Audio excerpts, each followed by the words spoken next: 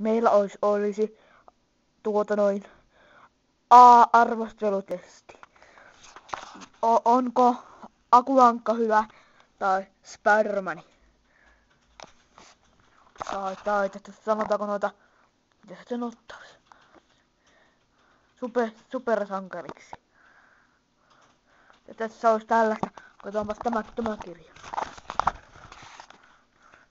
Tässä olisi tämä. Tässä olisi tällainen sarjakuva.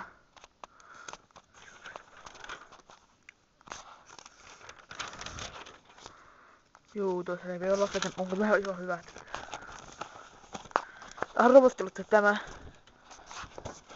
Oho, vittu.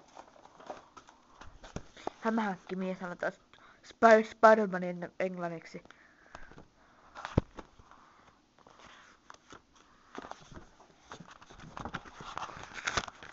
Tällainen Spider-Manit. Toi on arvosteltu. Mitäs Aku-Ankka. Sanotaanko niitä sorsaksi?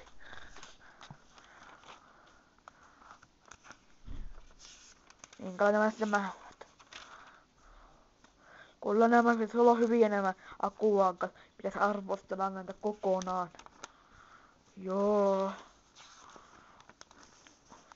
Puhuva koilia. Joo, tää on aika huono lukea. Tää on teräsmiehiä esitellään tässä. Superhero vastaan Aku-Ankka. Joo, mut kiitos kun katsoitte tämän videon. Moro!